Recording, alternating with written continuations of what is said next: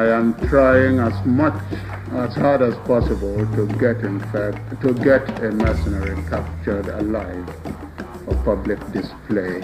In the African context, the main function of old-time mercenaries, the Mad Mike Horror, Bob Denard, they were here supporting secessionist movements that revolved around commercial interests, European commercial interests. WatchGuard was probably the first fully constituted private military company that we've seen in the last decades.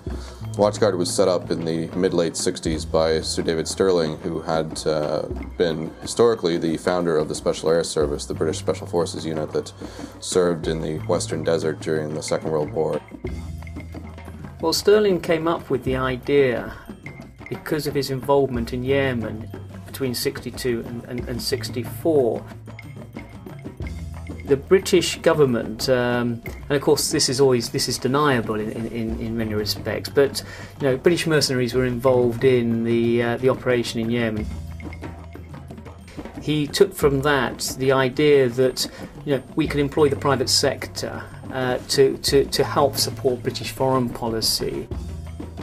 Stirling was looking at ways that he could supplement British government assistance to countries in particularly the Middle East and the Gulf states, but also to some degree in Africa, by providing them with security services or security support from a private or commercial point of view. Stirling still relied very much on mercenaries to fill the ranks of WatchGuard, and I think if we look at the Hilton assignment, we see quite clearly the use of French and British mercenaries in this respect. By the 1970s, this all changes, and there becomes a legitimate reason for private security. The War on Terror. Prevention is a very big part of what we do. Obviously, reaction in terms of assisting a company when something happens is also part of that package. Controlled Risk was the first company to set up, along with Kroll. Saladin came slightly later, and then we have Defence Systems Limited. They are now, of course, the forerunners of Armour Group International.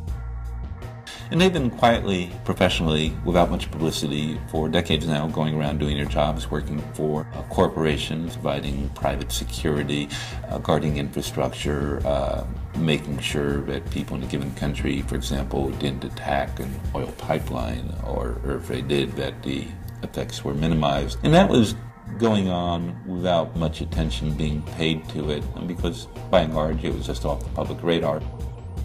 You had a continuous low level of private security and private military activity that was generally non-lethal. It was generally aimed at such things as professionalization of foreign militaries, anti-poaching operations, protective or defensive security operations around all sorts of elements, whether they be commercial elements or government installations around the world, such as embassies.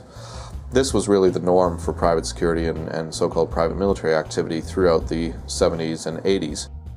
These companies supply legitimate security service to the international community and mainly to international corporations. The difference between WatchGuard and the other companies, in my opinion, is that WatchGuard still relied on these sort of mercenary characters, but that changed when the market really opened up. So people, even the forces, no longer had to go into this murky market. They could go straight into Controlled Risk, straight into Kroll, and operate and work in a legitimate environment. Back in the 70s, the Vanel Corporation got a contract to train the Saudi National Guard, and they recruited a bunch of Green Berets who had worked in Vietnam. They had a head of training for the Army running the outfit. And at the time it was viewed as something new and troubling. Reporter asked these guys if they felt like mercenaries, and they said, well, we're not pulling the trigger, we're just training them to pull the trigger, so we're sort of like executive mercenaries.